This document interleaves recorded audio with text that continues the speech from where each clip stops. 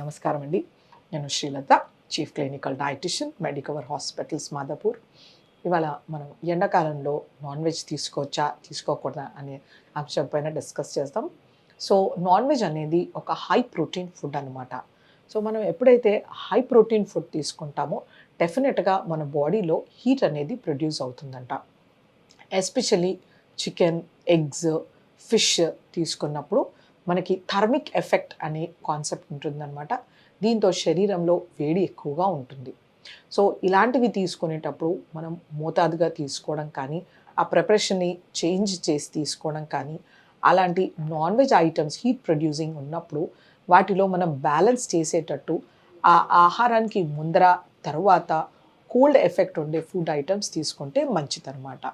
So ముఖ్యంగా మనము chicken curry తినడం కానీ, చికెన్ ఫ్రై తినడం కానీ, chicken pakoda, chicken manchurian, chicken biryani ఇలాంటివి తీసుకున్నప్పుడు ఖచ్చితంగా శరీరంలో వేడి అనేది పుడుతుందన్నమాట. సో ఈ చికెన్ని మనం ఎలా తీసుకోవాలనేది చాలా ఇంపార్టెంట్. సో ఎండాకాలంలో మనము వీటిని బాగా తగ్గించి తీసుకోవడం అనేది మనం గుర్తుపెట్టుకోవాలి. అలాగే నేను ఇప్పుడు మెన్షన్ చేసిన ప్రిపరేషన్స్ని అవాయిడ్ చేస్తే మంచిదన్నమాట.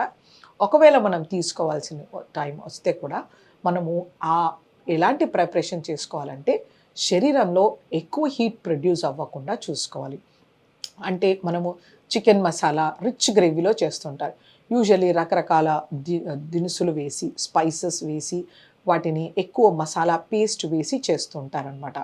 సో ఆ మసాలా పేస్ట్ తర్వాత అందులో వేసే దినుసులతో హీట్ ప్రొడ్యూస్ అవుతుంది. థర్డ్ థింగ్ ఏంటంటే చికెన్తో కూడా హీట్ ప్రొడ్యూస్ అవుతుంది. దీన్ని మనము ప్లెయిన్ చికెన్ని మనం మెంతికూర కానీ, లేకపోతే గోంగూర కానీ, లేకపోతే పాలకూరలో కానీ ఉల్లిపాయ టొమాటో వేస్ట్ చేసినప్పుడు మనకు వాటిలో ఉండే హీట్ ప్రొడక్షన్ అనేది తగ్గుతుందన్నమాట.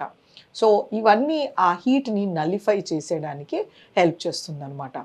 అలాగే మనము ఖచ్చితంగా ఇలాంటి ప్రిపరేషన్ చేసుకున్నప్పుడు ఒక 1 ఆనియన్ తీసుకోవడము, ఒక కీరా దోసకాయ తీసుకోవడము, ఆహారంతో పాటు మనం రైతా, ఉల్లిపాయ రైతా కానీ, వెజిటేబుల్ రైతా కానీ, లేకపోతే పెద్ద గ్లాస్ నిండా మజ్జిగ తీసుకోవడము, లేకపోతే ఆహారానికి ఒక 2 గంటల ముందర ఒక గ్లాస్ మజ్జిగ తాగడం కానీ, కొబ్బరి నీళ్ళు తాగడం కానీ, చెరుకు రసం తీసుకోవడం కానీ, ఇలాంటివి చేయడం వలన మన బాడీకి హీట్ అనేది ఉండకుండా దాన్ని నార్మల్ ఎన్విరాన్మెంట్గా క్రియేట్ చేస్తుందన్నమాట. ఒకవేళ మనం తీసుకున్న చికెన్లో హీట్ ప్రొడ్యూస్ అయినా కూడా ఆ కూల్ ఎన్విరాన్మెంట్ అనేది బ్యాలెన్స్ చేయడానికి ఆస్కారం ఉంటుందన్నమాట. అలా కాకుండా అంతకుముందు చెప్పినట్టు హై ఫ్రైడ్ ఐటమ్స్ కానీ, స్పైసీ బిర్యానీస్ తినేసి మనం సాలెడ్స్ కానీ, మజ్జిగ, కొబ్బరి నీళ్ళు తీసుకోకపోతే ఎక్కువ హీట్ ప్రొడ్యూస్ అయిపోయి మనకు రకరకాల సిమ్టమ్స్ అనేవి తెలుస్తూ ఉంటాయన్నమాట. అలాగే ఎగ్స్ కూడా ఫ్రై చేసుకుంటూ ఉంటారు. ఆమ్లెట్ చేయడము, స్క్రాంబుల్ చేయడము, వీటితో కూడా ఎక్కువ హీట్ ప్రొడ్యూస్ అవుతుందన్నమాట. అందుకే వీటిని కూడా వెజిటేబుల్ ప్రిపరేషన్స్లో వేయడము, ఉల్లిపాయ కర్రీలో వేయడం కానీ, టొమాటో కర్రీలో వేయడము, ఆకుకూరలో వేయడం కానీ ఇలా చేయడము. అలాగే ఈ ఎగ్ ప్రిపరేషన్ తీసుకున్నప్పుడు మనం వాటితో పాటు సాలెడ్స్, ఆనియన్, టొమాటో, క్యూకంబర్ ఇలాంటివి ఆహారంలో చేర్చడము, మజ్జిగ, రైతా, పెరుగు ఆహారంలో ఉండేలాగా చూసుకోవాలన్నమాట. ఇది కూడా కోడిగుడ్డులోంచి వచ్చే హీట్ని నల్లిఫై చేస్తుందన్నమాట. అలాగే ఆహారానికి ముందర మజ్జిగ తీసుకోవడం కానీ, లేకపోతే ఒక 3-4 గంటల తర్వాత చెరుకు రసం తీసుకోవడం కానీ, నిమ్మకాయ నీళ్ళలో సబ్జా గింజలు నానబెట్టి తీసుకోవడం కానీ ఇలాంటివి చేస్తూ ఉండాలి. అలాగే మనము పెరుగు బేస్ సబ్జీస్ చేసుకోవడం చాలా మంచిది. అంటే ముఖ్యంగా మనము చికెన్లో పెరుగు వేయడం కానీ ఇలాంటివి చేయడం వలన మనకు హీట్ ఎఫెక్ట్ అనేది కూడా తగ్గుతుందన్నమాట. అలాగే చేపలతో కూడా ఎక్కువ హీట్ ప్రొడ్యూస్ అవుతుంది శరీరంలో. సో ఇది కూడా సేమ్ ప్రిన్సిపల్. మనం లిక్విడ్ బెవరేజెస్ కానీ, సాలెడ్స్ కానీ తీసుకోవచ్చు అనమాట. సో మటన్లో అంత ఎక్కువగా మనకి హీట్ ప్రొడ్యూస్ అవ్వదన్నమాట. ఎందుకంటే మటన్లో చికెన్ కన్నా కొంచెం ప్రోటీన్ కంటెంట్ తక్కువగా ఉంటుంది కాబట్టి. సో ఇది కూడా ఒక ఆప్షన్. కాకపోతే ఫ్యాట్ ఎక్కువ ఉన్నది తీసుకోకూడదు. అలాగే రిచ్ గ్రేవీస్ కానీ, ఫ్రైడ్ కానీ, మసాలాస్ ఎక్కువ ఉంచకుండా మైల్డ్ ప్రిపరేషన్స్ తీసుకోవచ్చు. అలాగే వెజిటేబుల్ కాంబినేషన్లో చేసినప్పుడు దాని ఎఫెక్ట్ అనేది తగ్గుతుంది.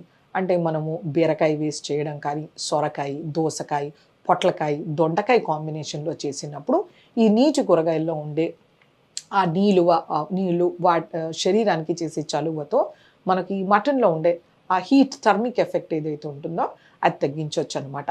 స్పైసెస్ని కూడా బాగా తగ్గించుకోవాలి.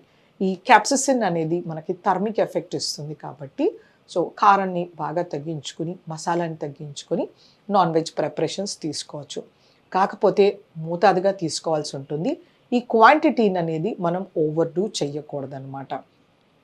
సో దీని బదులు మనము తక్కువ మోతాదులో వీటిని తీసుకుంటూ బెవరేజెస్ని ఎక్కువ కన్జ్యూమ్ చేస్తూ శరీరాన్ని చలువపరిచే వెజిటేబుల్ కాంబినేషన్లో రా వెజిటేబుల్ సాలడ్ కాంబినేషన్లో తీసుకుంటే కనుక నాన్ వెజ్తో మనకు ఎక్కువ హీట్ ప్రొడ్యూస్ అనేది అవ్వదనమాట. ఒకవేళ మనము ఫ్రైడ్ ఐటమ్స్ తీసుకుని ఎక్కువ మసాలా ఉండేవి తీసుకుని వాటితో సాలడ్స్ తీసుకోకపోతే కళ్ళు మంటలు రావడము, పొట్టలో మంటగా ఉండడము, చేతులు కాళ్ళు మండడము, డీహైడ్రేషన్ అవ్వడము, యాసిడిటీ రావడము ఇలాంటివి కనిపిస్తుంటాయి. సో హైడ్రేషన్తో పాటు వెజిటేబుల్ కాంబినేషన్స్లో ఈ నాన్ వెజ్ అనేది సమ్మర్లో హ్యాపీగా తీసుకోవచ్చు. కాకపోతే ఫ్రీక్వెన్సీ అనేది తగ్గించుకోవాలి. వారంలో 1-2 సార్ల కన్నా మించి తీసుకోకూడదు. నమస్కారం.